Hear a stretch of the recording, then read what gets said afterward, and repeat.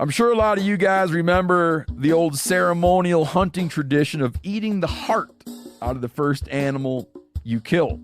Meat from those organs are among the most nutrient-rich foods on the planet. You can get those same benefits your ancestors craved via convenient daily capsules from Heart and Soil. Find out more at heartandsoil.co. And remember, use code MeatEater for 10% off your purchase. There's nothing like snook hook sets at dawn or catching a tarpon in the moonlight. Find your next fishing trip made easy on fishingbooker.com and experience the magic of the Sunshine State or any other destination on your fishing bucket list. Book a blue water adventure in search of sailfish or go snapper fishing with the kids. With over 6,000 captains and trips to choose from, planning your next one just got a whole lot easier. Download the Fishing Booker app on the Google Play or App Store or visit them online at fishingbooker.com to book your trip today.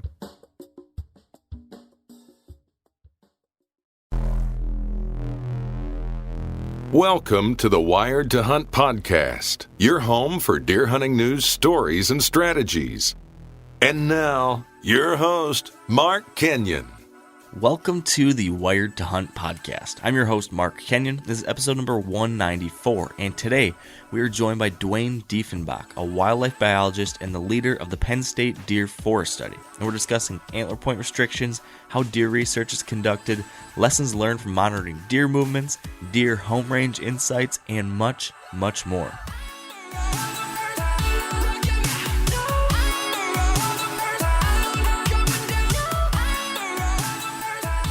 Hello and welcome to the Wired to Hunt podcast, brought to you by Sitka Gear. Today in the show, we are going to be joined by Duane Diefenbach. He is an adjunct professor of wildlife ecology at Penn State University and the leader of the Penn State Deer Forest Study and the Pennsylvania Cooperative Fish and Wildlife Research Unit. That's a whole lot of things there as far as titles, but I think in short what it means is that Duane spends an enormous amount of time studying and researching and monitoring and learning about white-tailed deer and their behavior, movements, impacts, all sorts of stuff. And I think it's a lot of stuff that I and Dan and I'm guessing all of you are probably going to be really interested in. So today, with the 2017 hunting season kind of coming near to a close for many of us, I kind of thought we can take a step back from the hunting stuff and take a little time to get back to the basics and simply talk about and learn about these critters that we love so much. So that's my thoughts leading into this one, Dan. What do you think about that game plan? I like it, man. I tell you what, I've never done any type of official research before, so this kind of stuff triggers me, I guess. I really like to learn about numbers. Like that's what I do for my real job, right? I look at spreadsheets all day. I run audits and that kind of thing. So when in order to do proper research, you have to do those things. So I guess I'm kind of what I'm getting at is I'm kind of a nerd for statistics. That's good. That's good. And it's funny you bring up what you do. We've been friends for many years now. We've hosted this podcast, done podcast episodes together for 3 or 4 years now. I still don't really understand what you do. What I imagine, Dan, have you ever seen the movie Office Space? Yeah. So I imagine two things. Either you're like one of the guys who just is really angry about his boss constantly telling him to put the cover sheet on the TPS report. You're either that guy or you're the guy, I think his name is, no, not Peter. I can't remember what his name is, but the two Bobs come in and they're interviewing him. So what exactly would you say you do here? And then he's like, I told you, I'm a people person. I think that might be you, Dan. Yeah. It could be. I'm that guy. I'm the guy who just takes one giant stamp and I stamp a paper and then I put it onto another pile. And I stamp a paper and then I put it onto another pile. Mm-hmm. So, okay, that makes sense. Then that helps paint a clear picture for me now. Right. I don't use a computer at all in my job. Oh man. So anything we need to cover in the life of Dan before we get to our main show here with Duane? I don't, as far as I want to tell you a story, but I don't think I can. Is it that R-rated? It's not R-rated because it's about my daughter, but it just is a reminder that I have to watch my mouth around the kids and what I say. I'll just tell it. And you can edit parts out if you want. Okay. So the other day at school, be warned, listeners. Yeah, right. So the other day at school, or my wife gets a notification, I think, from the teacher. It says, well, your daughter used foul language to another student. And my wife's like, what happened? What happened? And like, in a way, I'm kind of proud of her because she used it the right way. But she says, another kid started crying over something real simple and petty, and she called that kid a pussy. And then she went on to explain that if you cry over stuff like that, she goes, are you hurt? No. Then you're and then, said, like, if you're crying because of nothing, that's what you are. And I guess my wife's like, you have got to watch your mouth around the kids. So that's funny. By the way, I am not going to win any awards for like best dad ever. Okay. So I don't think this is news to anyone, Dan. So, but there's that one person who said they're a better father because of you. So right. Hold that close to your heart. Yeah, but other than that, just starting to think about late season, man. I think life is just so crazy right now with the holidays coming up, but hopefully I can get some trail cameras out, go to some of my properties, try to find some of these food sources, and start that whole game. So have you, assuming based on what you just said there, then you've not been out at all in December yet? Nope. The Iowa shotgun seasons just ended on Sunday. Yeah. So you're thinking now, as I understand it, though, you have to hunt with a firearm now, right? Since you filled your bow tag? Nope. I can use a primitive weapon during that late muzzleloader season. Oh. So I can continue to use my bow during muzzleloader, the late muzzleloader season, and that goes from now until the end of the season. So I think there's a new law in Iowa, like I can use a crossbow now. I can in replace of a muzzleloader, I can use a handgun.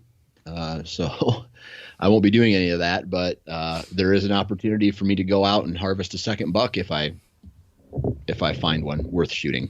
Well, cool. That's exciting. I hope you do. I hope you get out there, man. So are you done now? Are you done? Oh, no. Oh, okay. Unfortunately not. I will tell you what, though. I'm just I am worn down. Like, I'm ready for the season to be done, I think. Yeah. I just need kind of a fresh start, I think. Yeah. Since we last chatted, I think I had told you, well, maybe we didn't talk about it at all. Have we talked at all about my late season hunts for Holyfield? Well, the last time I talked with you, or I think even on this podcast, we chatted about going down to Ohio, and the last thing we knew, you saw a buck potentially worth shooting, but you were going to make a move that night. No, we talked since then because I talked to you about how the next day I moved and then he showed up. I got there late, remember? Remember I forgot all my hunting clothes at my hotel. Oh, yeah, okay. And so I got into the spot late, and when I got to the spot I wanted to hunt, there was already does feeding there, so I couldn't hunt there, but the big buck stepped out right where I wanted to be. The next day I got to the spot I wanted to be, and the big buck came out where it was the night before. That's right. Right. So that was the end of that Ohio trip. Okay, so now you're back in Michigan, right? So yes, then I got back to Michigan, and a cold front was hitting a couple days later, so my game plan had been to stay out on the main Michigan property where Holyfield is until that cold front hit. So the front hit, and I started hunting. I started bouncing around. And over the course of, I don't know, I think that front hit on the 5th of December, maybe something like that. And Right. between the 5th of December and the 14th of December, I think I hunted maybe 6 times when there was good conditions, good wind direction, all that kind of stuff. And, you know, the long story short on that is I never saw Holyfield. I never saw any bucks at all. Right. Got into some good spots, had good weather, et cetera, but just nothing but does. Right. So that was disappointing.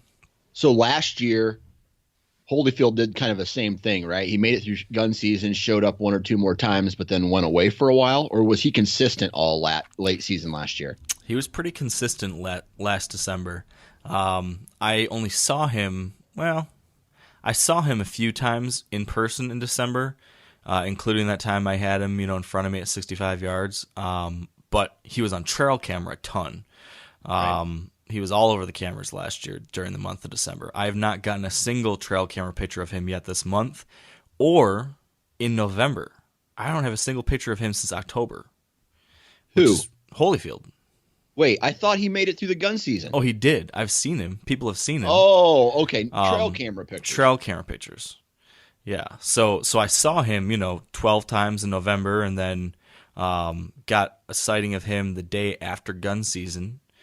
So, visually was confirming he was alive, but no pictures at all. He hasn't been on those trail cameras at all, which is weird. But yeah, so I hunted, during this time period, haven't seen him, no pictures. So then I just said, all right, I'm not going to keep beating my head against a wall if he's not moving daylight or anything. So then last weekend, I went to Ohio and hunted in Ohio Friday, Saturday, Sunday. Thought I'd try to catch, they had a little 2-day gun season going on. And no luck there either. Saw some deer.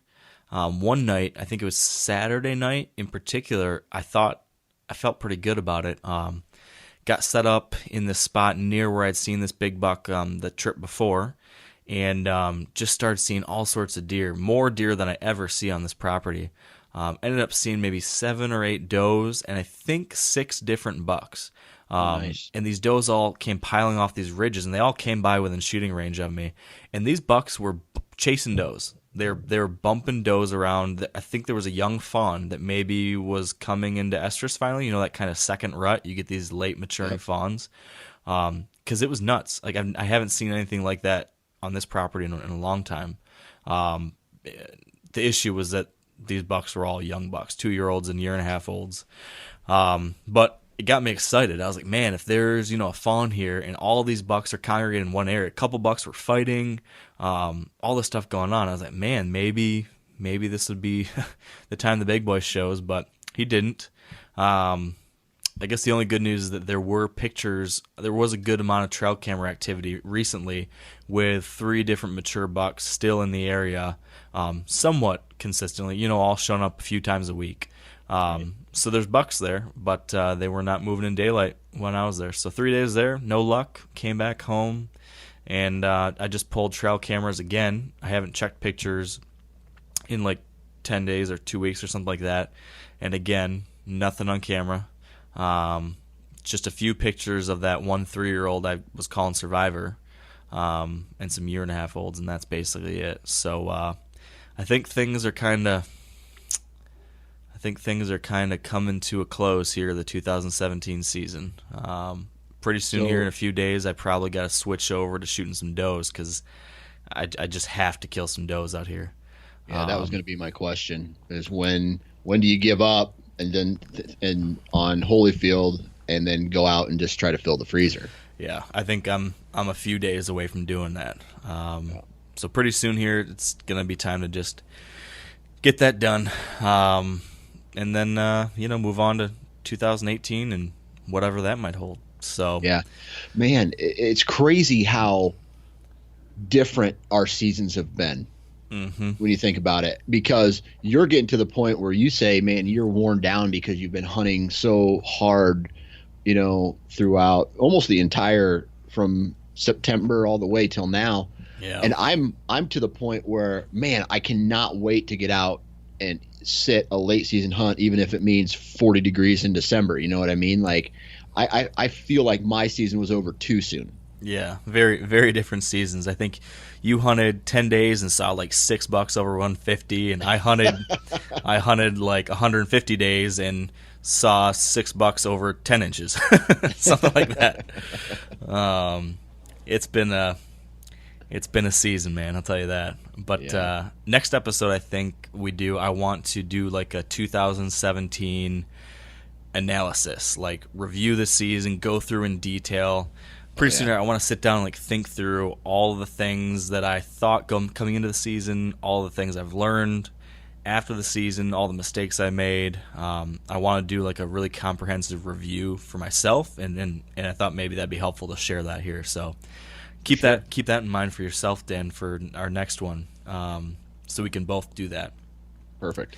But I guess it is now time for us to wrap this up because it's time to get Duane on the phone. So let's take a quick break here for our Sitka story, and then we'll call Duane. For this week's Sitka story, we're joined by Sitka photographer Caleb White, who tells us about a hunt of a lifetime that never ended with a harvest. So I've been fortunate enough to travel and photograph around the world on commercial and documentary hunts.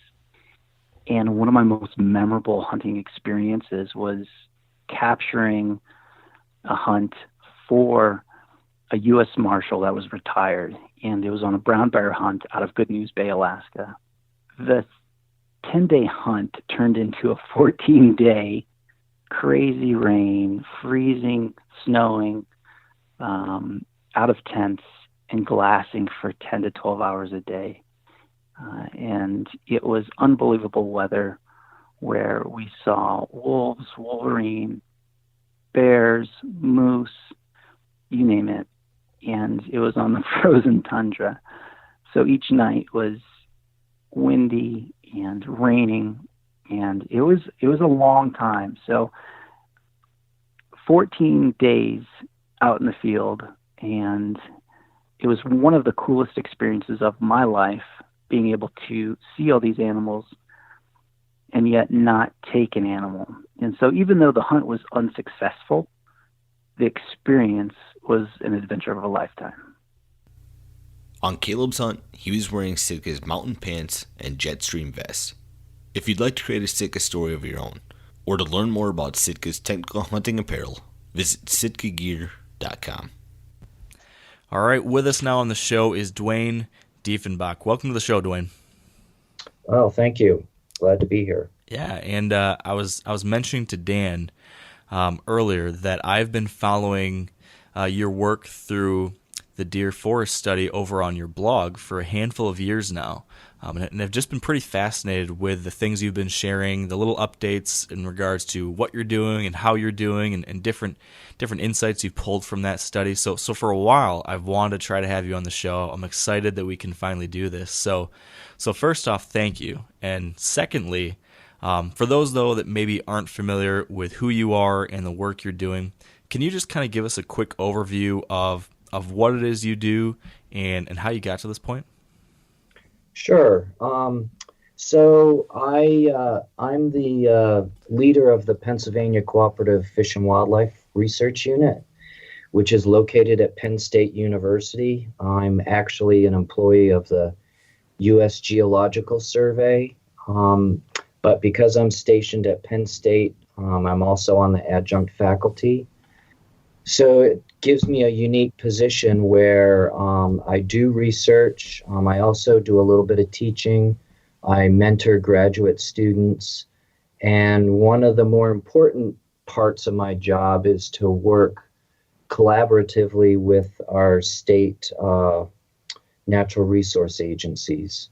And so for the past 17 years, I've been doing deer research with the Pennsylvania Game Commission. And a few years ago, I actually also started a joint project with both the Game Commission and our Pennsylvania Bureau of Forestry. So the Bureau of Forestry manages about 2 million acres in Pennsylvania. And both agencies, of course, have a vested interest in managing deer the best they can. And so both agencies are working with me now on our current deer research. So why did you want to get involved with deer research in the beginning, 17 years ago when you started with this focus area? I have to laugh because most of my career I've avoided deer.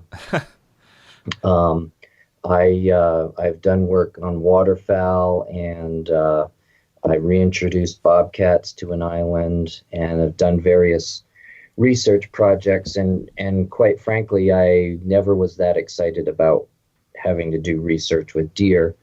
But of course, when I started in this position, deer are very important to the Game Commission, and right around 2000, they decided that they wanted to do some research, because for years they really hadn't done any research on deer. And they were thinking about implementing some major changes. They ended up implementing antler point restrictions in Pennsylvania to create an older age structure in the buck population.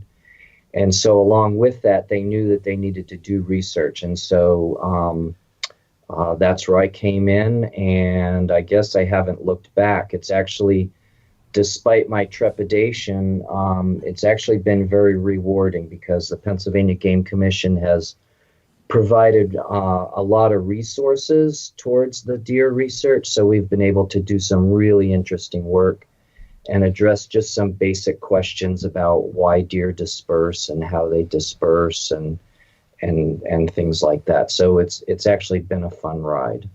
I imagine. So speaking of those early issues there, you mentioned, how there was a lot of work being done around the antler point restrictions when those were introduced.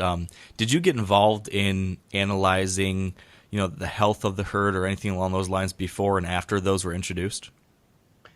Yeah, that was a big project from 2002 to 2005. We radio collared over 500 deer, and because we wanted to look at what harvest rates were before antler point restrictions were implemented, we wanted to know what harvest rates were afterwards, and we wanted to know whether deer that weren't harvested the first year because their racks were too small, whether they survived and were actually available to be harvested in the second year. So, those were questions that people didn't really know the answer to. And we said, well, if we're going to make these changes, we need to know what actually happens. So we looked at the biological side of things.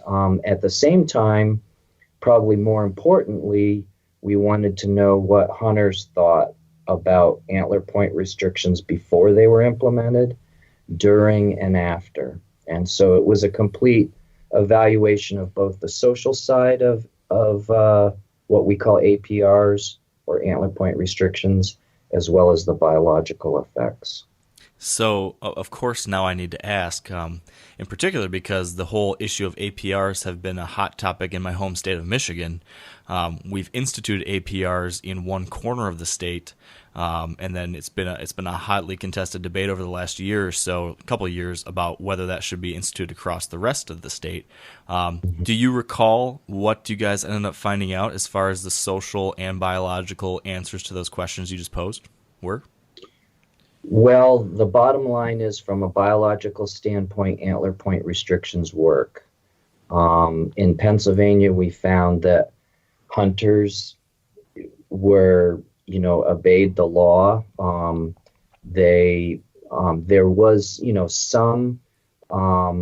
there was very little illegal killing of deer. There was a little bit of mistaken kill. But for the most part, we increased the number of older aged bucks by like 40%. So wow. It was a success from the standpoint of creating an older age structure of bucks. From the social side, it was pretty interesting. What we found was that hunters that supported, well, I would say basically hunters made up their mind before we implemented antler point restrictions. Either they said they were going to work beforehand and supported them, or they didn't. And after antler point restrictions, it really didn't change their mind. And how has that study continued on today? I mean, are people still tracking the social side of that at all? Because I'm curious to hear, now that it's been a significant number of years since, if viewpoints have changed at all. Do you know that? Well, the Game Commission, our research has concluded, but the Game Commission does do surveys from time to time, every couple of years. And I think what we found in our study is that before antler point restrictions were implemented, about 60% of hunters supported them. And by the time we got done, it was basically the same. And I think that pretty much holds true today. Interesting. It sounds like from the things I'd heard, it was quite a contentious issue there for you guys as well. I heard it got a little bit, a little feisty at some of these different town hall meetings, and a little heated as far as the road show that I know that I think it was Gary Alt who at the time I think was kind of trying to communicate with the hunting population about why this is a good idea, and it sounded like that was quite an interesting time to be in Pennsylvania. Well, a critical component of this, and Gary Alt went all over the state for a couple of years, holding, tens, if not hundreds of public meetings, and eventually meeting literally with tens of thousands of sportsmen in Pennsylvania. And what he generally found is overwhelming support of the people who attended those meetings. And, but I think that education, other people, not just us, have pointed out that if you're going to make changes like this, you really need to do your homework up front and inform hunters of what the changes are going to be, what the expectation is, what they can expect to see. And that's really important to making sure it's a success. And I think that has a lot to do with why it was successful in Pennsylvania, in that the majority of hunters supported it before they were implemented. I got a quick question in regards to like the logistics of this research and how it was implemented. How long did this research take? How did you go about collecting all that data? Well, we did surveys before and after every hunting season. So in 2002, which was basically sort of a pre-treatment, right? Because you had all these bucks out there, and then suddenly many of them were not going to be legal to harvest, and there weren't that many older aged bucks. Only about 20% of our population was 2.5 years or older. The odds of having a 4.5-year-old buck in the population were probably on the order of 1% to 2%. So what we did was, in the winter before APRs were implemented, we caught as many deer as we could, male deer, and put radio collars on them so that we could monitor their harvest rates and survival rates. And then, as I mentioned, right before that first hunting season, we sent out a survey to a random sample of hunters. And then we did another survey right after the end. And then, of course, the next winter, we captured and radio collared more deer. And we did that for 3 years. So you captured and collared 500 deer, right? Roughly. Yeah, I forget the actual numbers, but it was between 500 and 600 deer, I believe. So how did that happen? I mean, was that it throughout different parts of the state, or was that in one general area? Was it like, did it take one weekend? Two areas. One, because Pennsylvania, the APRs are divided into a 3-point area and a 4-point area because our western Pennsylvania has better habitat and a lot more yearlings. will have will be 8 points in their first year, or a lot of them will be 6 points, and some will even be 8 points. So in the Western PA, they had to have 4 points on a side. So we had one study area out in western part of the state, and then we had another study area in the central part of the state where we had a 3-point rule. So we had 2 study areas, had crews capturing deer in both areas for 3 years. Okay, so it was 500 deer over a 3-year period. Yes. Okay, I gotcha. And I don't know if you even have the information or can answer this, but how much did this undertaking cost? Well, let's see. That's already about 10 years ago, but I would say over the 3 years, oh boy, well over $1 million. Okay. Quite an endeavor, I would imagine. Absolutely. Yes. Deer research is not cheap. It's we figure it costs us about $1,000 for every deer that we capture. Wow.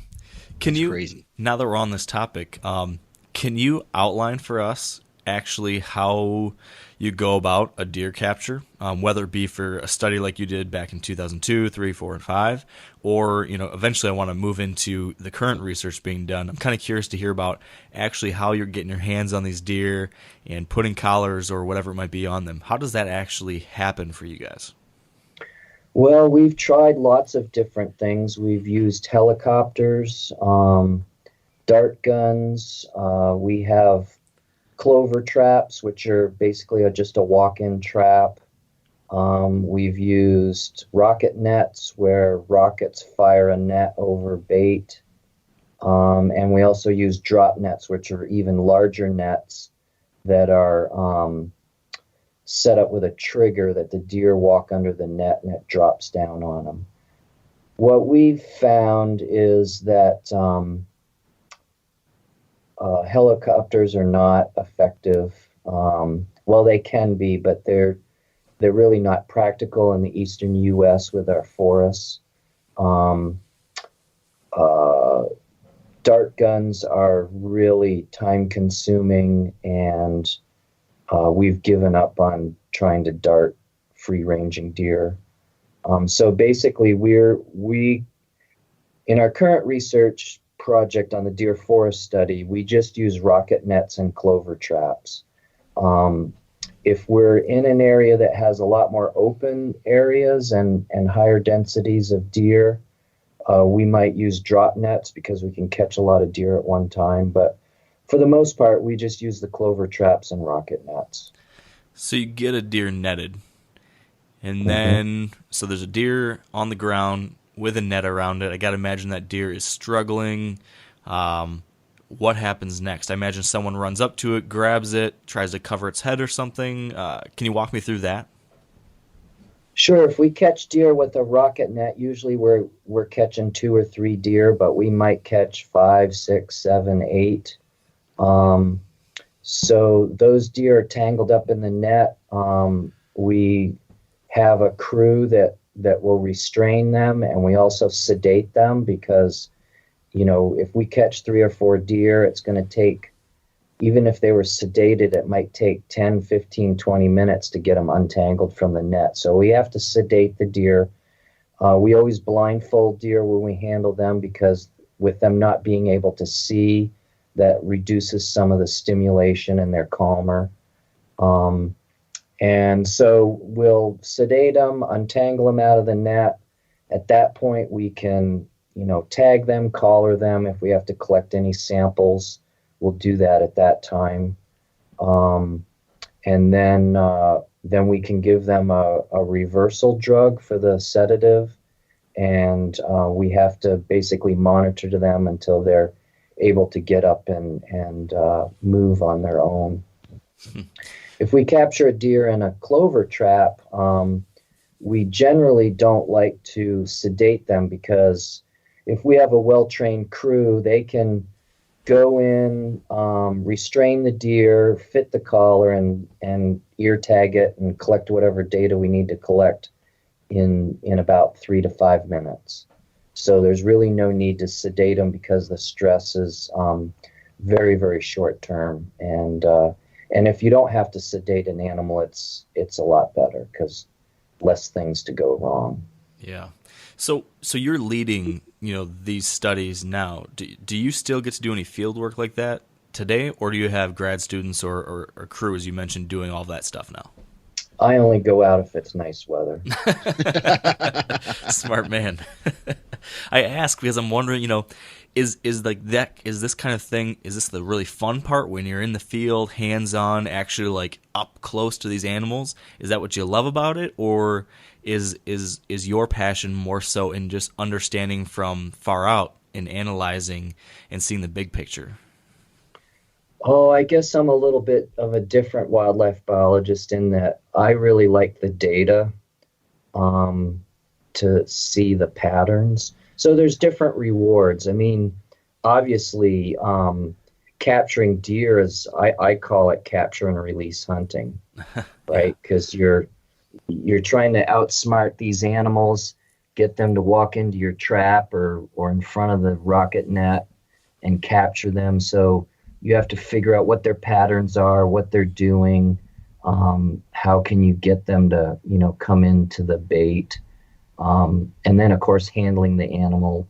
It's always exciting. I mean, who gets to hold a live white-tailed deer?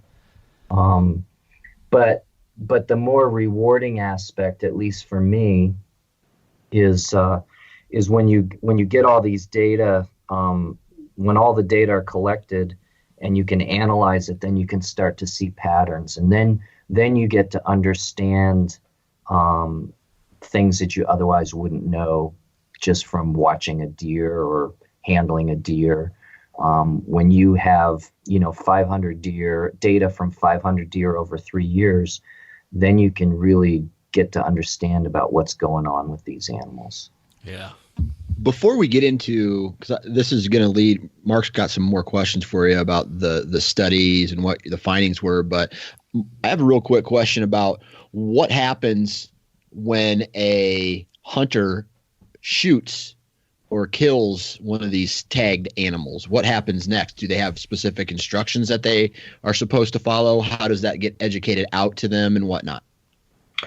Well, every deer, it's ear tagged, and the radio collar has wording on there with a toll-free number, and it also indicates that there's a $100 reward if they report the recovery of that collar. I mean, it could be someone just walking in the woods, could be a roadkill deer. Most of them are, most mortality is hunter harvest. So most of the time it's a hunter who harvested a deer and is reporting it to us. So they just call the toll-free number. We, get the information from them, and if we need to, we'll recover the collar. Interesting. And Dan, you were spot on. You know me well now. You know where I'm trying to go with things. Because yes, that was where I wanted to direct things next, Duane. Because as you mentioned, you really enjoy the patterns and understanding the high-level data that kind of illuminates bigger picture behaviors. And from what I've seen, following from a distance, this recent work you've been doing with the deer forest study has given you an opportunity to see some of those things that I think us hunters might be particularly interested in as well. So can you fill us in real quick on what this current project is you've been working on, this deer forest study?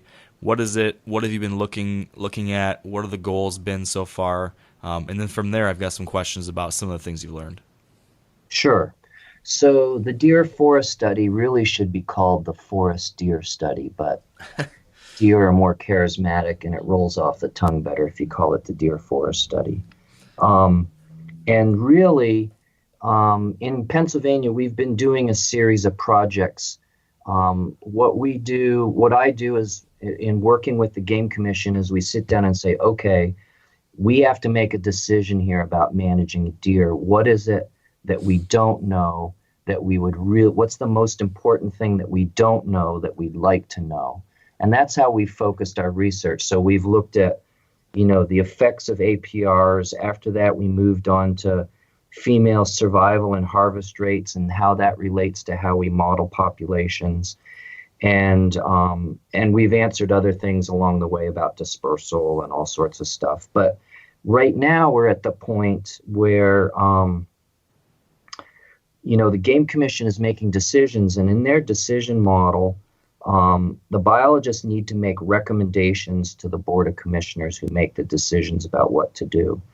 And we have a sort of a decision model that the biologists work through, and they're looking at deer population trends and habitat conditions, as well as what hunters or society desires. Those are the three things that go into it. And what's happened is we know a lot about deer in Pennsylvania now. We have a pretty good handle on how we model numbers and look at trends in populations, survival and harvest rates. What we don't have a good handle on is the forest conditions and how those conditions are being affected by deer browsing. We know there's been lots and lots of research that deer can have a tremendous effect on the environment. They have preferred species of plants that they prefer to eat, just like you and I would prefer ice cream over Brussels sprouts. They prefer trillium and Indian cucumber over,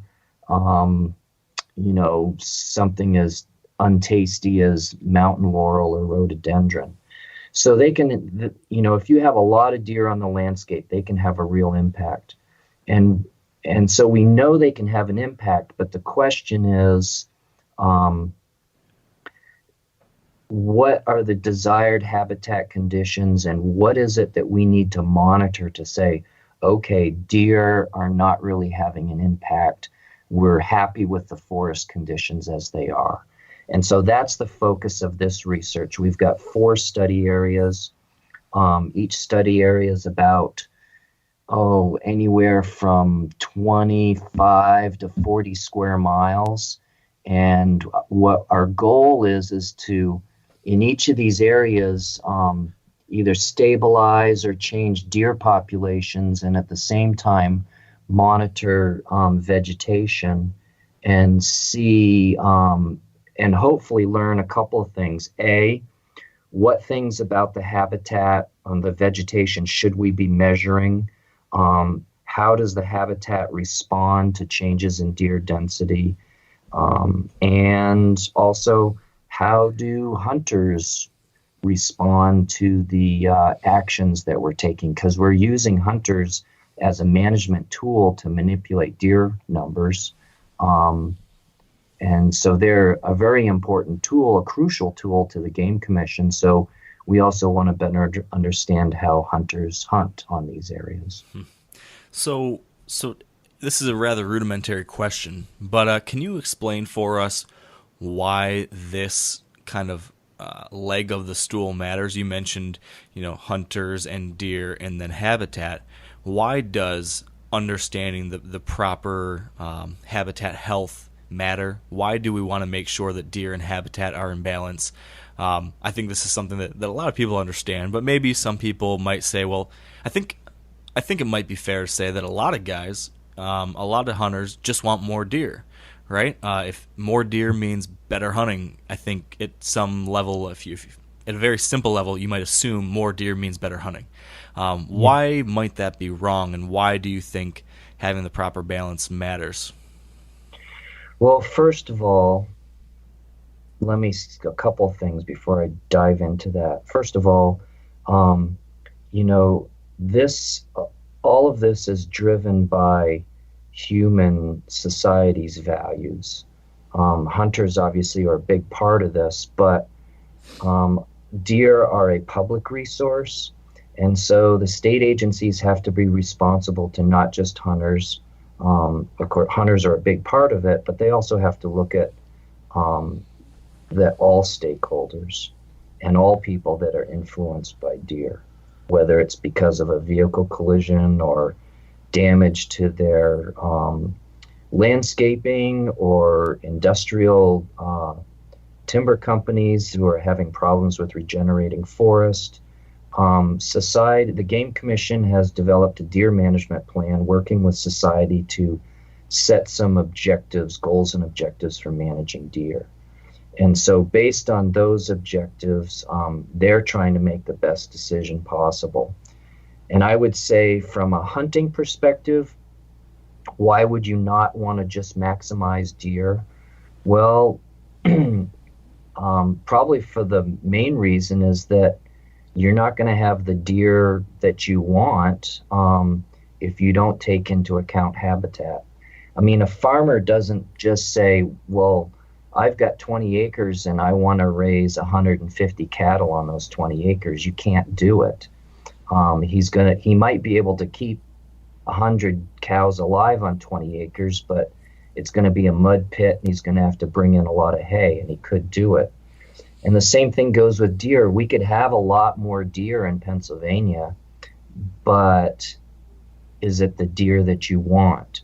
And so having trying to have some sort of balance between habitat quality and deer numbers.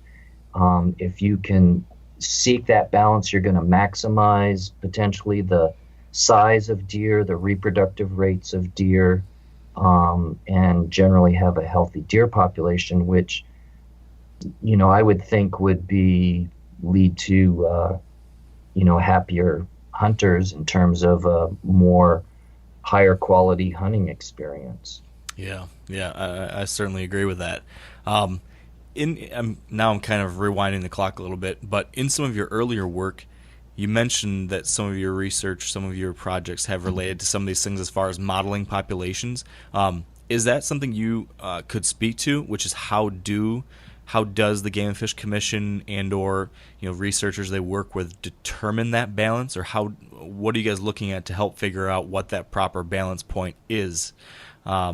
Is that something you've got some experience with? Well, I think this current project is trying to get a better idea of what that balance is between habitat and deer numbers. Back up a second, quite frankly, deer management in North America, the travesty is that any wildlife management is traditionally been called a three-legged stool, as you mentioned earlier. There's the species you're managing, there's the habitat that species depend on, and there's people. If you look at deer management in North America, for the most part, they address the concerns of people and they address deer numbers, but they don't address habitat. In fact, Pennsylvania is the only state in the northeastern U.S. that explicitly has some goals and objectives relating to habitat conditions. And we've only recently implemented that. I mean, we've been, we've had some goals, in the past, but Pennsylvania is a rare situation in that we're trying to explicitly incorporate habitat conditions while making deer management decisions. So just getting deer counts and estimates of deer numbers and trends is not so difficult. There are some different methods out there just based on, using hunter harvest data.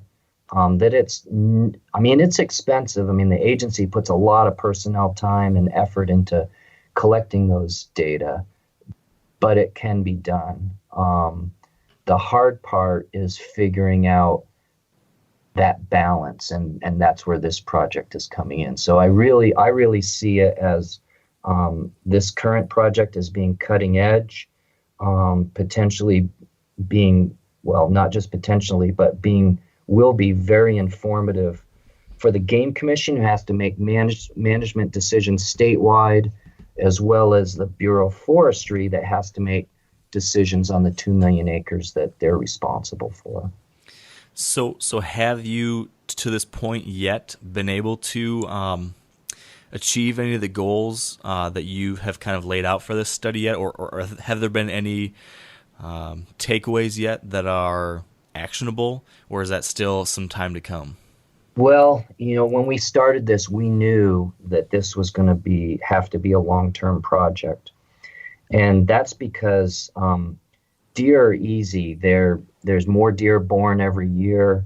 A buck, average age of a buck is, it's still a year and a half old. Most of the bucks are a year and a half old, but you have a high turnover. And so you can learn a lot in just a few years monitoring deer.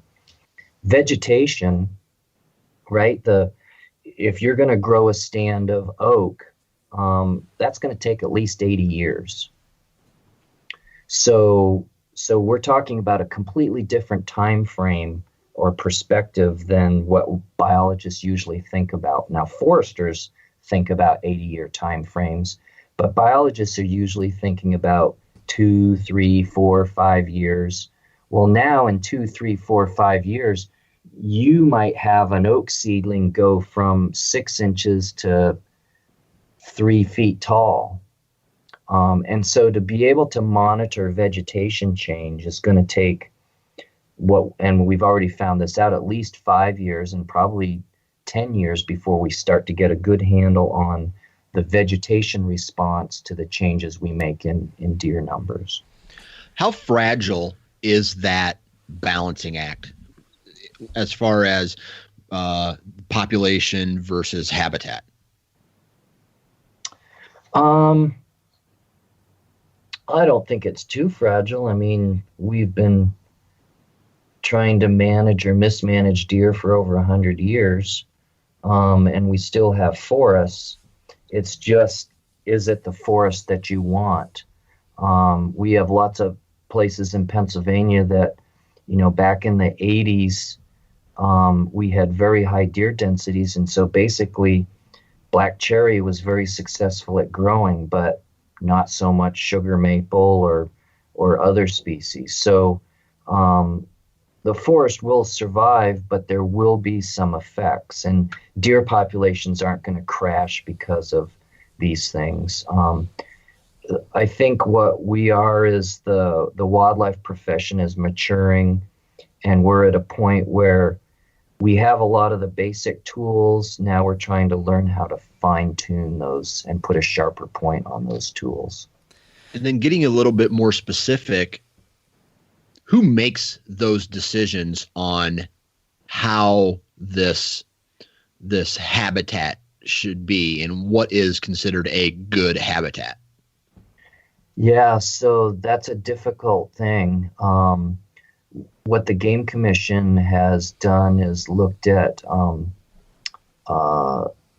data that the U.S. Forest Service collects as part of a national program, and forest ecologists have identified some certain minimum level of tree regeneration, what we call it advanced regeneration. So if you have a forest out there, there's big trees, obviously like oaks that are dropping acorns, and those acorns do lead to seedlings that pop up in the understory, and that's called advanced regeneration, because if you go in and cut down those large oaks, those small seedlings that are on the ground are what are going to pop up and replace those large trees that you removed.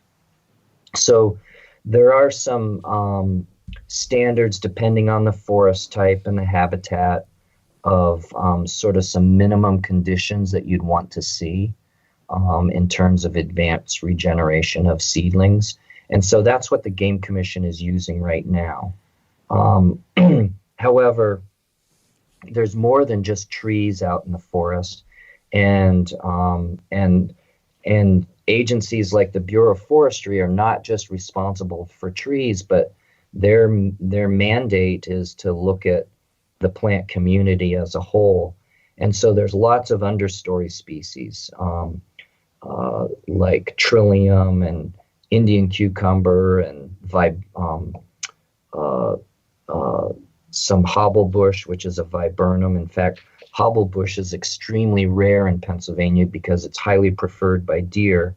And with the high deer densities that we've had in the past, it's disappeared in a lot of places. So, but those other things like those understory plants, we really don't know a lot. People have done research and they say, yeah, deer love trillium, deer love Indian cucumber. But what we don't know is what percent of the landscape out there should have Indian cucumber. How common should it be? And so we don't even have any idea what that should be. And that's part of what we're trying to address with this research, is get some insights into what level of deer numbers would lead to a plant diversity of plants in the understory community that would be acceptable to society. All right, let's pause here for a moment to thank our partners at Whitetail Properties. This week with Whitetail Properties, we are joined by Dave Skinner, a land specialist out of Kentucky. And Dave is going to be telling us about what to look for when buying a property with intentions of early season whitetail hunting. In Kentucky, our season comes in September, and if you're looking specifically for that early season hunt, there's a couple things to keep in mind. One, just like late season, food sources are king, and there's two food sources in Kentucky that trump everything else in September: soybeans and acorns. If I'm looking to hunt specifically that early season, I want to make certain I either have soybeans on the property or adjacent to the property. More than anything, though, acorns are always number one. I want to know that there's white oak trees on the property, because when those acorns are falling, that's where the deer will be. If you'd like to learn more and to see the properties that Dave currently has listed for sale, visit whitetailproperties.com/Skinner. That's SKINNER. So a lot of the big picture takeaways from the study could be years out. It sounds like this is a long-term thing.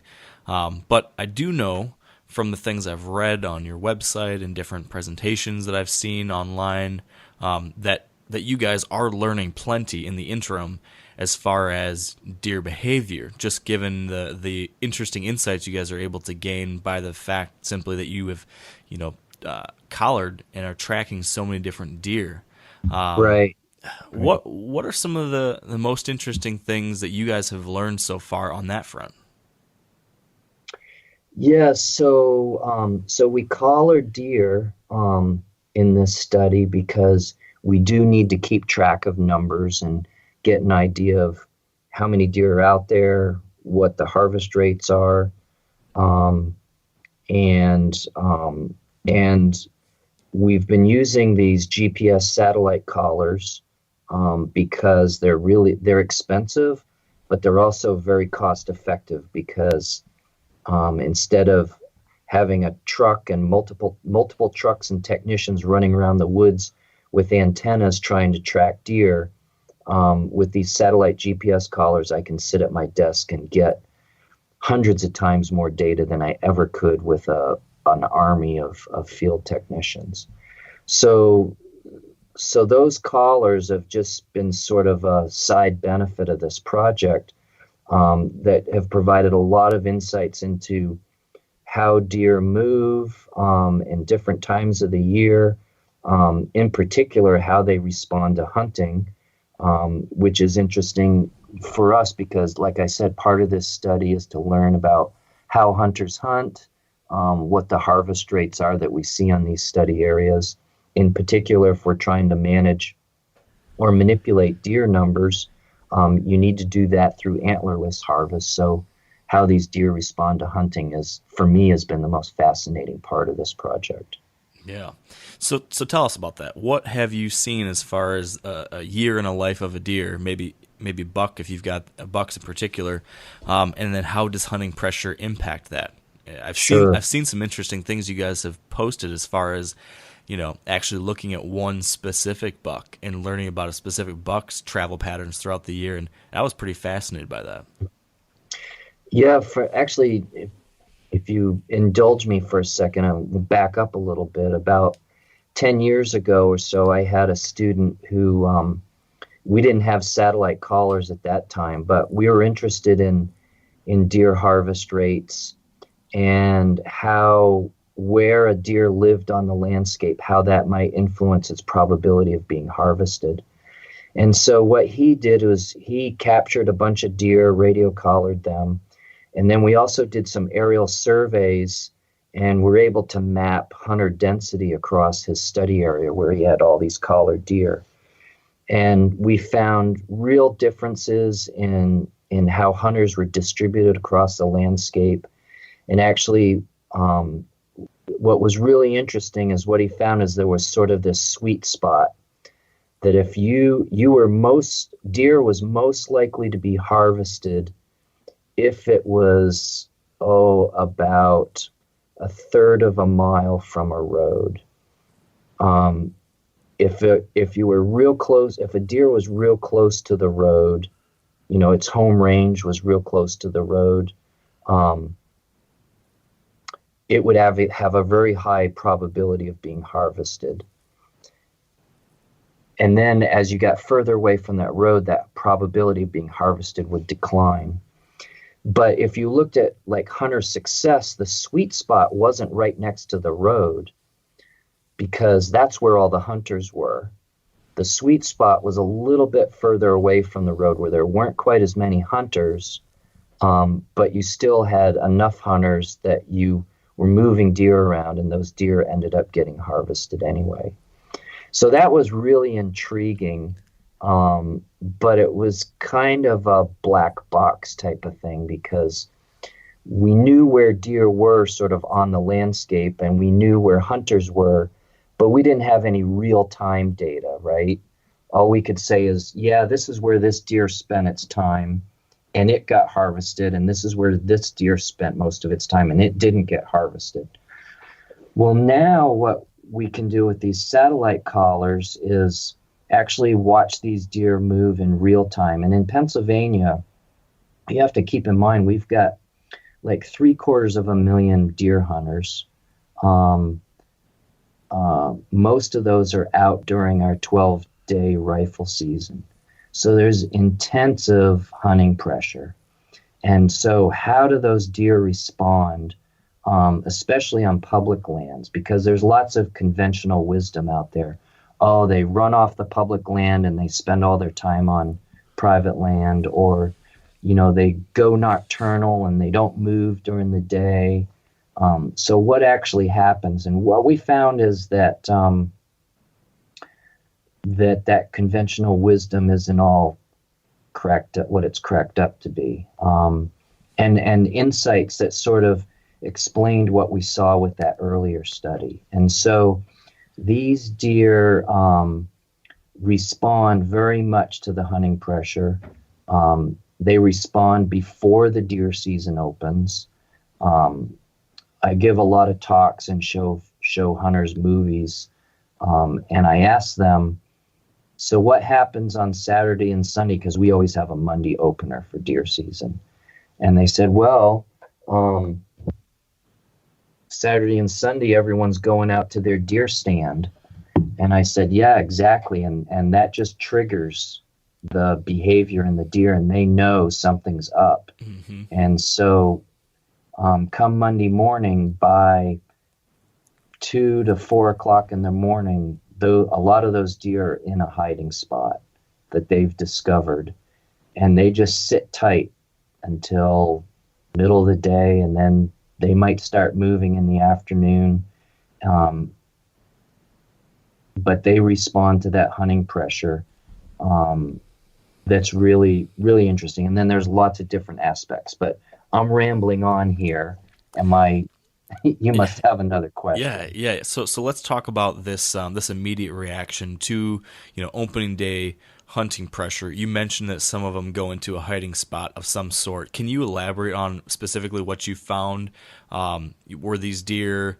You mentioned that some people think a lot of these deer just run off public land, or some of these deer go completely nocturnal. Can you elaborate on those 2 points? So did you see that these deer, did they stay in the same general area as pressure but just stop moving as much? Did they change the time of day they moved in more? I'd love to hear the details of that. Yeah, so in these study areas where we are, which is, 90+% forested, The average home range of a deer is about a square mile, a male and a female deer, except during the rut, male home ranges expand to 2, some of them up to 3, 4 square miles. But if you exclude the rut, the home range of these deer is about a square mile.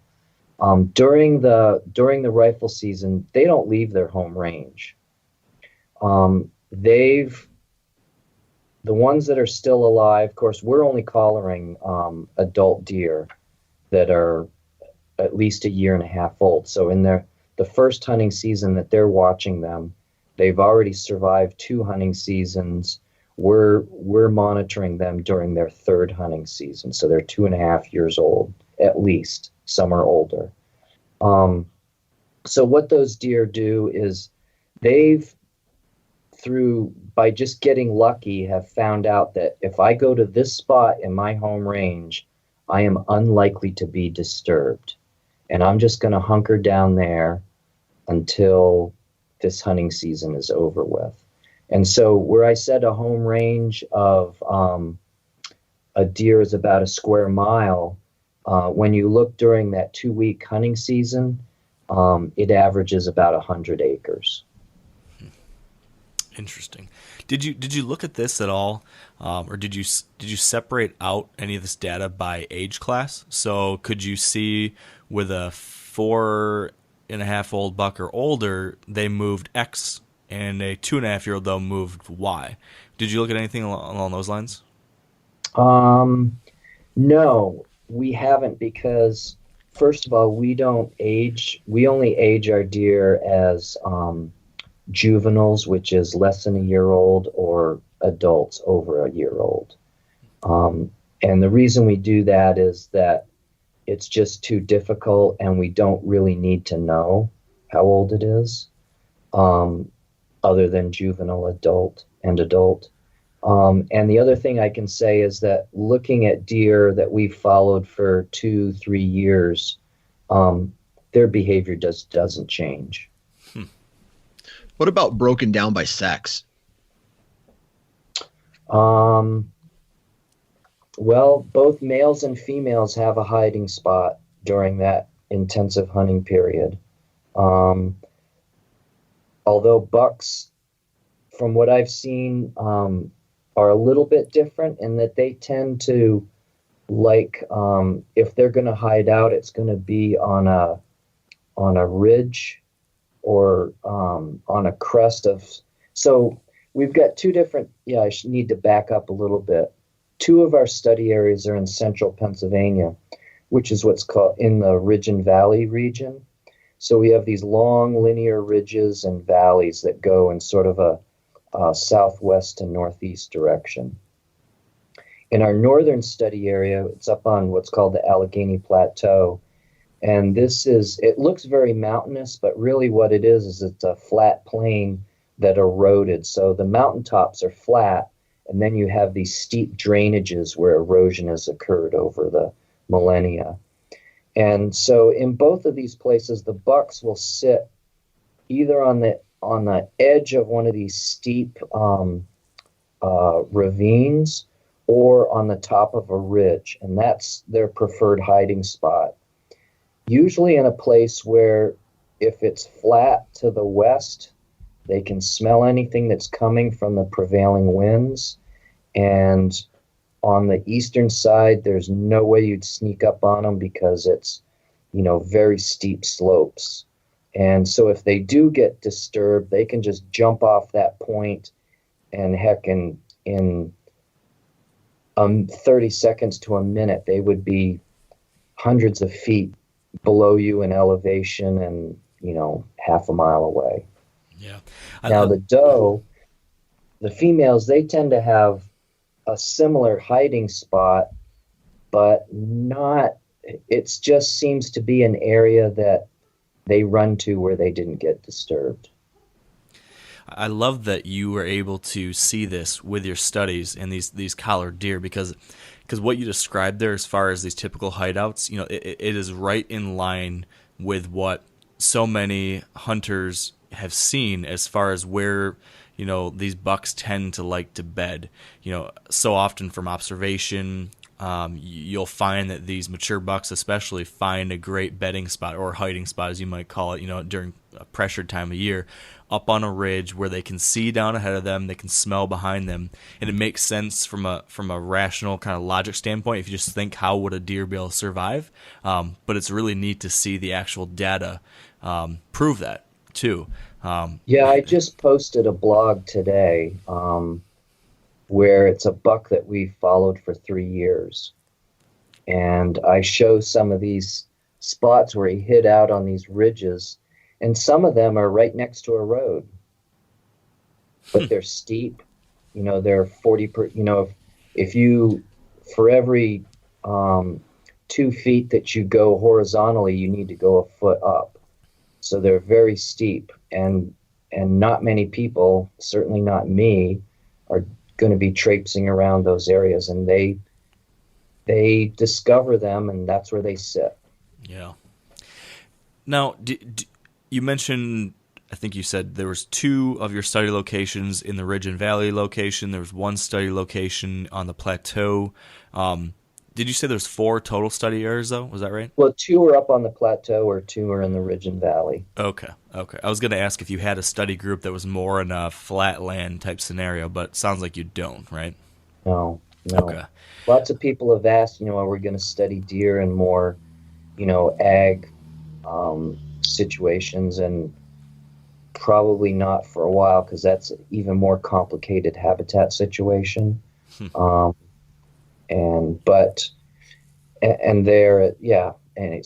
I don't have a lot of insights on those situations. These are just large tracts of public land, predominantly forested. So that's sort of the topography issues. The other one is the idea about deer, going on private land. And so on the bound, we've got deer that we've captured that spend time on public land and private land. And quite frankly, most of them, their hiding spot is on public land. Huh. They might go down into the private land, is more likely to have some crops and food resources. But like I said, these deer don't leave their home range. I mean, they'd be nuts to leave your home range, right? They know it like the back of their hand. So they know where to go. They know, where the danger is. So they're going to stay within their home range. They're just seeking out spots that they've discovered they're not going to get disturbed. Yeah. What about any patterns that show once a deer, maybe population or individual deer has been spooked or bumped, pressured, how long before it returns back to its normal pattern? Yeah, that would be a great question, but that's a really difficult one to answer because we haven't radio collared any hunters. Yeah, that's a good point. But I can tell you that, I've got one of our blog posts is about a doe. I call her Hillside Doe because she had this spot that was in her home range. It was the steepest spot in her home range on the side of a ridge, and that's where she hid. And she would go there every day. And there was one Saturday where, early in the hunting season, the first week or so, there's a lot of guys are just sitting. And then later in the week, they'll start to put on drives. And so, especially that first Saturday and the second week.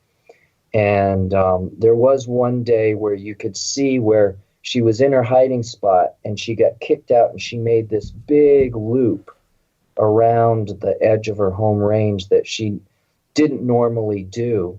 But the next day, and so then that night she was out doing her normal thing. And the next morning she went back up to that same hiding spot.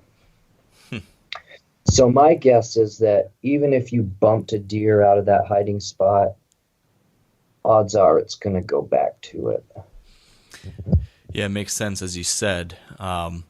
It it makes the most sense from a survival standpoint to stick to an area you know, like the back of your hand, versus going somewhere brand new when faced with danger. You know, if I was faced with danger, I would probably run into my bedroom and lock the door. I wouldn't just go running willy-nilly somewhere brand new. So that, you know, that makes sense. Now, some other things I've seen you guys write about in the past related to some factors that you guys took a look at, some outside factors you took a look at to see how they may or may not impact deer movement. And you know, a lot of our listeners, myself and Dan included, we kind of obsess over what types of things might impact deer as far as how often they move or how early in the day they might move. You know, like, does the moon impact when deer move? Does certain weather factors like temperature or barometric pressure or anything like that impact when and how much deer move? Can you speak to that? Have there been any things you have looked at along those lines, and what have you learned? Yeah, so obviously the moon's a big one. You hear a lot about the moon affecting the timing of the rut, weather influencing the rut, weather and moon just influencing deer movements in general. So, you know, I wouldn't say we have the final answer on this, because a lot of people over the years have tried to look at the influence of moon on movements and that sort of thing. And the results are sort of equivocal. When you go in the literature, some people said, yeah, there is an effect of the moon on movements, and other people say, no, I couldn't find any effect. But I think with these, as more and more of these satellite collars are being used, and we can get much more detailed information on their movements than we could in the past with the older collar technology, we'll be able to get at this. But from what we've been finding in our study is we can find very little influence of the moon on anything. The Game Commission looked at road-killed females, thousands of them over a 7-year period, and basically there's no relationship between the moon and the timing of when females get pregnant. We've looked at the effects of, I had an undergraduate student this summer looking at to see if, so for example, in a full moon, you might expect deer might move more at night and then to feed, and then they wouldn't have to move during the day. And she did find an effect statistically, but from a biological standpoint, I mean, the difference in movement was like you and I making an extra trip to the bathroom or something during the day. So she could find no effect of moon conditions on deer movements. She also looked at rain and wind. There's some influence there. I think it's kind of funny that we've looked at this a couple different times, and the suggestion is that males are kind of wimps. If it's raining, they're less likely to move, but females don't seem to care.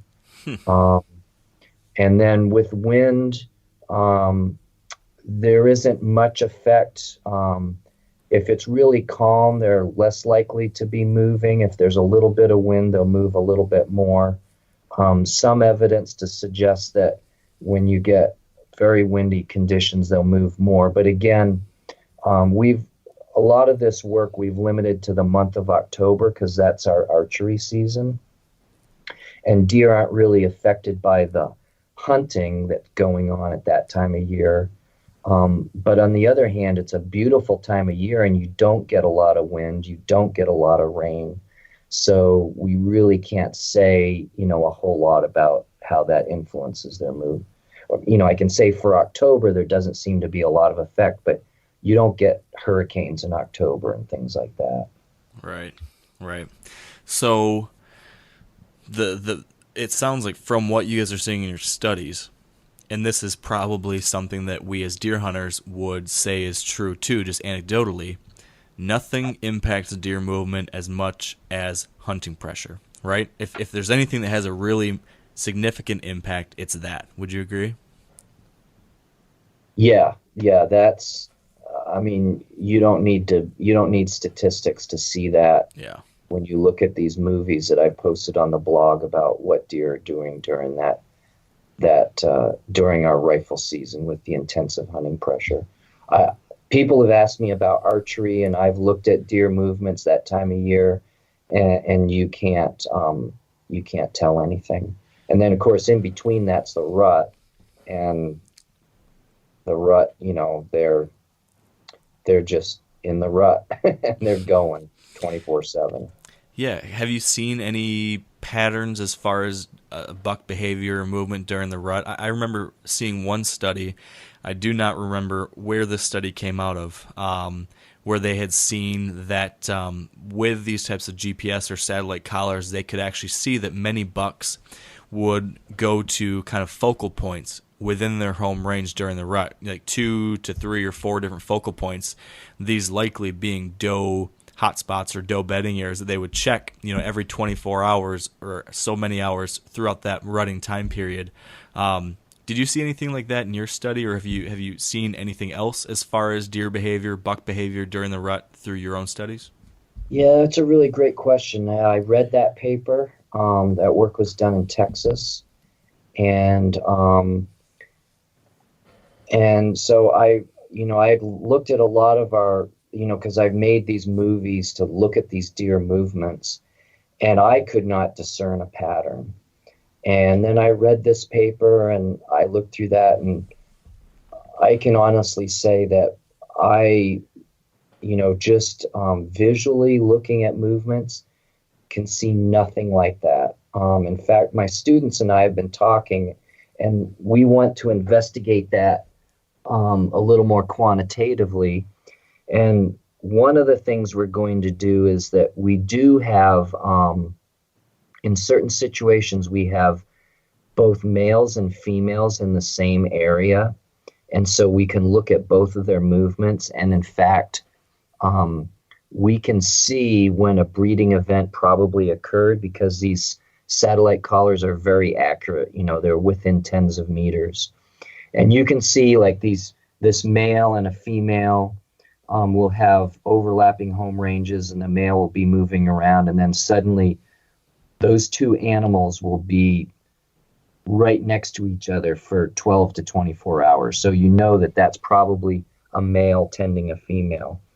And so what we'd like to do is take those situations where we know there's a male and a male tending a female, and seeing if we can detect patterns of movement that are different from other parts of the rut, and see if we can actually distinguish that.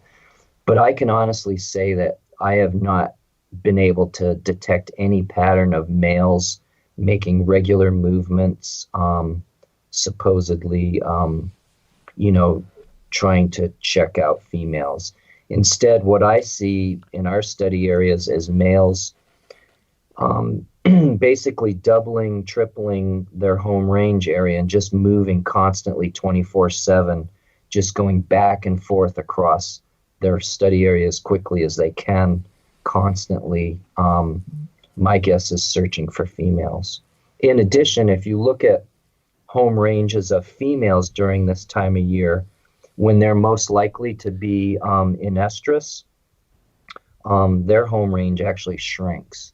And that makes a lot of sense, right? If you're lost in the woods and you want to be found, you sit still. So if a female's out there and she wants to be found by a male, don't move around a lot. If you want to find a female, move around a lot. And so that's what we see, the males moving around a lot and the females actually reducing their movements. What percentage, and I don't know, well, maybe you do know this. You mentioned that during the rut, it seems like these bucks are just moving all over the place 24/7. Is that literal, or what percentage, if you've tracked this to this level of detail, what percentage of the day during the rut is a buck actually like bedded down versus up and moving? And then what does that look like, in a period of the year that is not during the rut? Bedded versus on his feet and moving. Yes. No, in Pennsylvania, half the females are bred by around the November 13th. So, so that first that you've got like a 2 or 3 week period in November that most of the breeding occurs, and during that time period, a lot of the males basically do not exhibit that crepuscular behavior, where they're active around sunrise and active around sunset, and middle of the day and middle of the night they're less likely to be active. That just disappears. They're just going 24/7. And yeah, that's what they're doing. And then outside of the rut, then they fall back to that, as you mentioned, crepuscular behavior, where they're most active at dawn and dusk. Not so much in the middle of the night, not so much in the middle of the day. But it doesn't sound like you guys have ever looked actually, on average, a buck spends 60% of his day moving around, 40% of his day bedded. I'm just kind of curious of that particular number. I've never actually seen it anywhere. Yeah. I think I did a blog post about this a little bit ago. This one buck that I followed, during the peak of the rut, except for maybe 4 to 5 a.m., when it looked like he took a rest every day, the rest of the time he was just going. Wow. Yikes. Well, no wonder. What about wounded deer? Have you tracked a deer that was known to be wounded by a hunter and followed his patterns, maybe not a critical wound, and how he acted after being shot? Not really. Okay. We catch these deer and they disappear. We do know one that got hit by a car and survived. But I haven't, to be honest, I haven't looked in detail to see what his movements were. We don't see a lot of crippling loss, where a hunter shot a deer and then it died and it wasn't recovered. We don't see a lot of, in the 17 years I've been studying deer in Pennsylvania, we don't see a lot of illegal harvest. So, yeah, I don't have a lot of insight on that. Okay, we're going to take one final break here for a word from our partners at Matthews Archery. And as you've heard over the past few weeks, Matthews has released their new Triax bow. And today we've got Matthews design engineer Mark Hayes to talk about one part of the technology in that bow, the new 3D damping. If you can imagine your point of contact, which is your grip on the bow, that's 0-0. You can turn your bow in 3 directions from that position. So you can imagine forward to back, you can imagine left to right, and then you can imagine that twisting motion. All that happens from the grip. And if you can maximize the effectiveness of the damper in all 3 of those directions, which we have done well with in the past, but as our risers get more and more eye-shaped, which is a really stable shooting platform, the damper inherently got underneath the grip, and you lost that twisting benefit. So by moving it out in front of the riser, you get the benefit of the eye-shaped riser, which is very stable, like I said, and you now have a system that is working in all the directions that it should, and it really dampens the vibration well, what little bit that we have. So from your perspective, why does that matter in a hunting situation? Why does it matter to eliminate even more sound, even more vibration? Sure. Well, it's 2 things. One, it's just the experience of shooting. No one wants a buzzy bow whenever they shoot. It's the experience of that. It's letting the arrow go and just nothing. You don't feel anything. But 2, obviously in a hunting situation, your target is not a foam target. It can move. Being as stealthy as possible is a goal that has always been around, and the quieter you can be, the more accurate your shot is going to be. And that's not necessarily because you're shooting better, but it's because the target is not reacting as fast or at all. If you'd like to learn more about the Matthews Triax and their 3D damping technology, you can visit matthewsinc.com. Here's another question as we're looking into these specific examples out of curiosity. Another thing that I feel like, here's two things. So two common old wives' tales of sorts maybe that we like to talk about a lot. One being the October lull. A lot of people like to say that they believe deer just don't move, or especially bucks don't move very much in mid-October. Have you looked at this at all? Have you been able to see if there's actually any quantifiable decrease in movement during mid-October? From everything I've read and seen, that is not the case. But have you guys looked into that in your own study? Yeah, well, I'll be honest here. Until this summer, I didn't even know what the October lull was. It doesn't exist. I think a lot of it is from people looking at harvest data and making inferences from the harvest data. The fact that a lot of deer get shot in archery early in October, and then it tapers off, and then it picks up again in November, and and that's more of a hunter behavior issue than a deer issue, because you need to look at the number of people that are out hunting. So, for example, I know my neighbor is a big archery hunter, and he's out there the first couple of weeks. But then he's like, well, this was fun. I got it out of my system, but I'm really going to wait till November 1 because that's when I know the rut's going to start kicking in. And so I suspect a lot of this idea of the October lull is more an effect of hunter behavior and hunter effort. I have not seen any evidence of an October lull. Yeah, well, I think that's what most of the other studies that I have read and seen seem to indicate as well. That there's not actually any real decrease in deer movement, but certainly hunter activity and other things like that might change what we see as hunters, and deer might change a little bit of where they spend time, but probably not the quantity of time they move around. So it's interesting to see that you guys haven't seen that. And there's a lot of things going on in October. I mean, food sources are maturing, so. If you're in an area with a lot of oaks and it's a spotty year, that could cause changes in deer movements. People ask me about how, food influences them. Unfortunately, I don't have a map. If I had a map of the, oak production across our study areas, I could answer that question, but I don't. But there's a lot of different things, and the rut's kicking in. That last week in October, probably 20% of our females are bred by the end of October. So that last week in October, you will see some males that will exhibit, those rut behavior movements, those real intensive movements.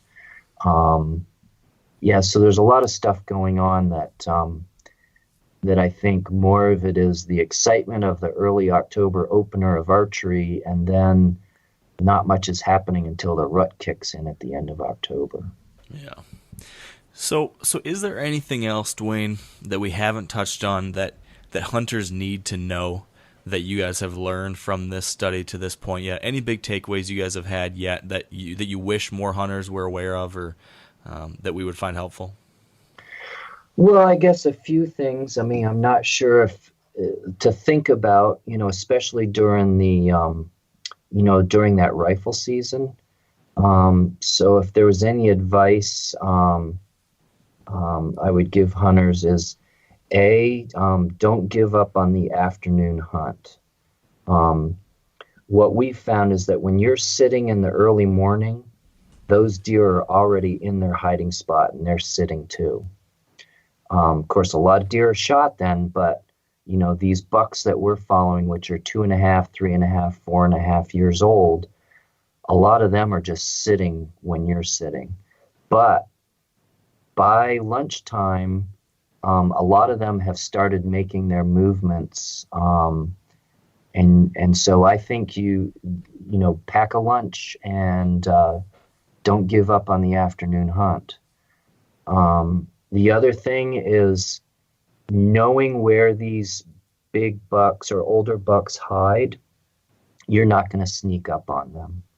So you might want to rethink the tree stand, and deer drives are probably going to be effective. Now, you may not be the guy who gets it, but that deer is more likely to be harvested, I think, if hunters worked cooperatively. Yeah, that's probably the two big takeaways that I would say that that have at least popped in my head as I've been looking at these deer and thinking, man, how would you ever get to this guy, because he's got the perfect hiding spot. Right. These bucks that make it to those older age classes, they make it for a reason, right? They've made it to 4 or 5 or whatever because they were able to find these little hidey holes that give them an advantage to avoid suckers like us that go out there looking for them. So it makes sense, and it definitely makes us work for our venison, no doubt about that. Dan, do you have a final question or anything before we wrap things up?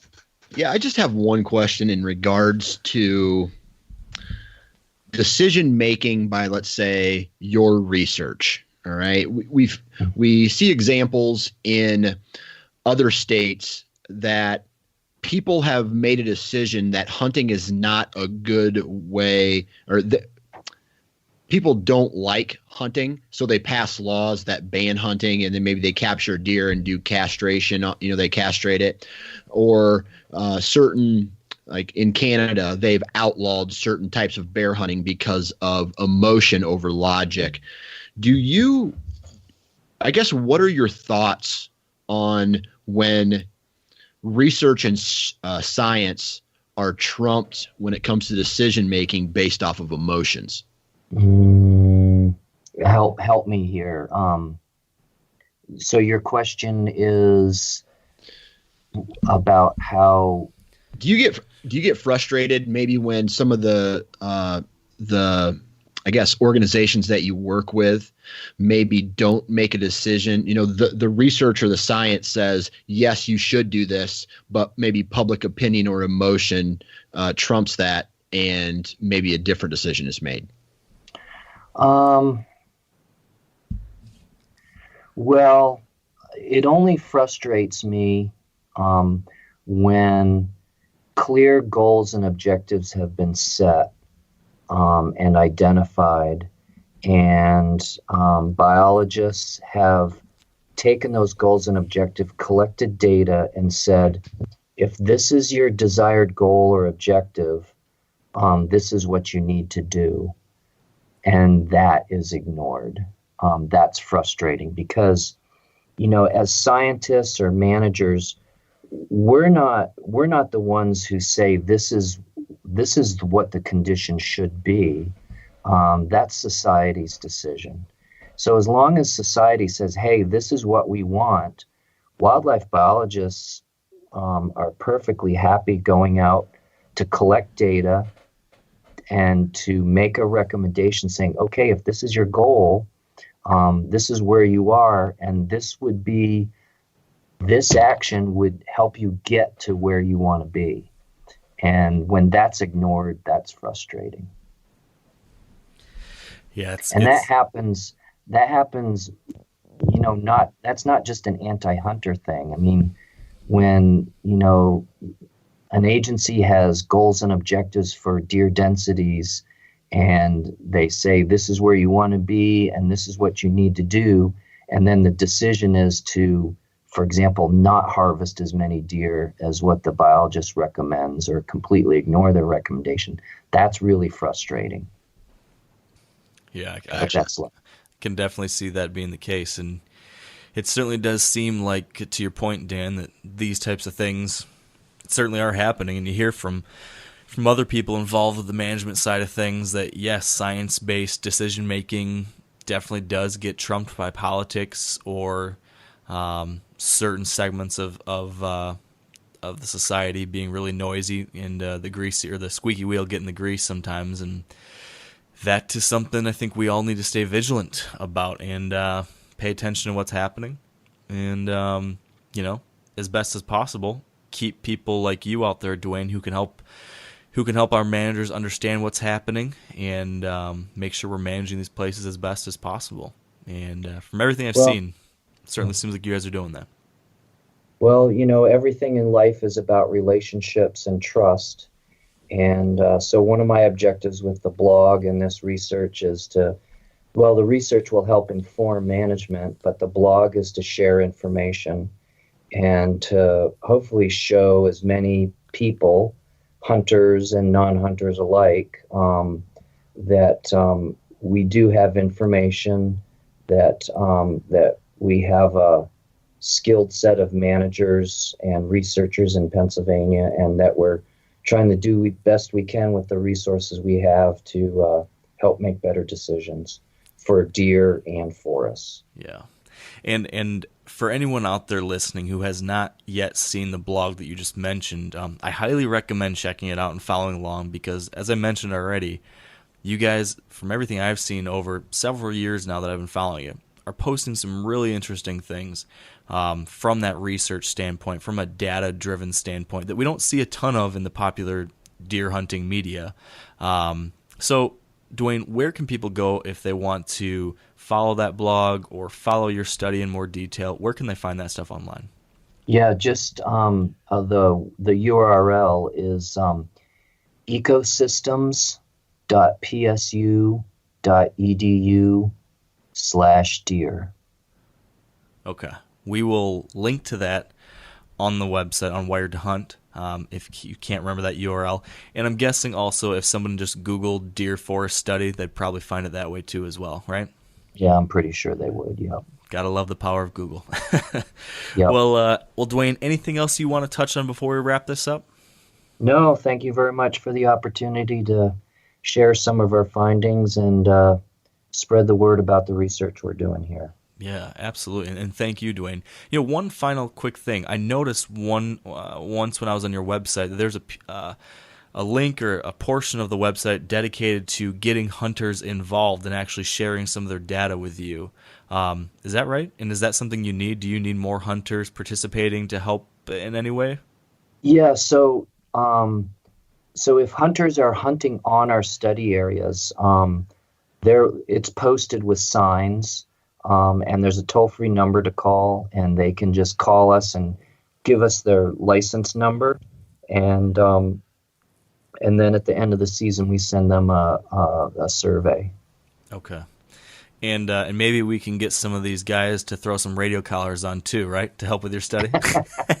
Yeah, well, you got those apps, Map My Walk and stuff, and yeah, that would be cool, but we're not there yet. Yeah, in all seriousness, I was thinking like there's got to be a way to do something like that to get a number of hunters to have an app that tracks their location that you could use in conjunction with radio collared deer. Someday it'd be really neat to see a study like that. And I'll just try to take credit for it right here that we were the first ones to come up with that idea, right? No, you weren't, because we actually did something like that. Oh, strike!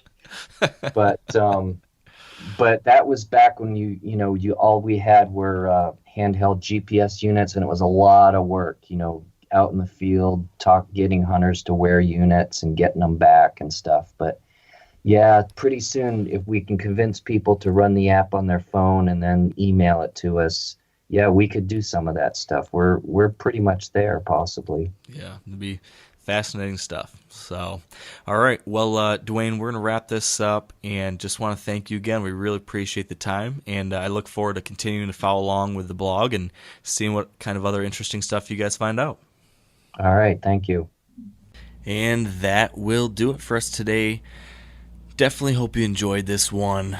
Before we go, just want to let you know that we will be off next week, taking a little time to spend with our families and friends, enjoying the holidays. So If you're bored next week, go ahead and listen to some past episodes if you'd like. There's plenty of those, 193 Wired to Hunt podcasts you can go back and listen to, 62 100% Wild podcasts you can go back and listen to, another 21 whitetail Q&A episodes, so you definitely have plenty to dig into. So in the meantime, though, we do want to thank our partners who have made this podcast possible all year. We really do appreciate these companies lending a hand to help us create this thing. You know, we put this thing out there, but it does take time and energy and funding. So big thanks to Sitka Gear, Yeti Coolers, Matthews Archery, Movem Optics, the Whitetail Institute of North America, Trophy Ridge, and Huntera Maps. And finally, of course, thank you all for listening. I appreciate you taking time to spend with us really all year, all season. The fact that you've been following along with our stories, supporting us, commenting, and sending messages of encouragement, sharing your stories, that's just incredible. It's been an awesome year, and we just appreciate you being here along for the ride. Also, just want to wish you all a very Merry Christmas, Happy Holidays, Happy New Year. I hope you enjoy these coming days and weeks with those you love, friends and family. Hopefully you get out in the tree stand a little bit more to enjoy these final hunts of the year. And until next time, and until next year, I hope you'll stay wired to hunt.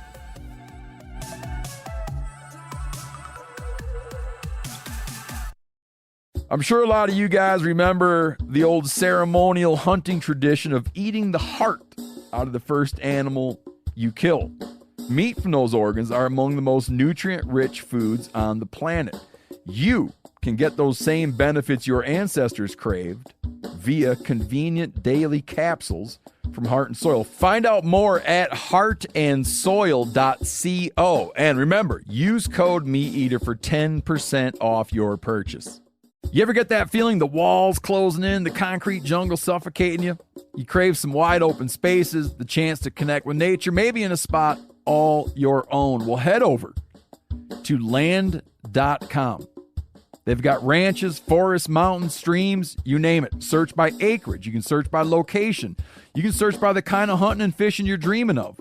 Land.com. It is where the adventure begins.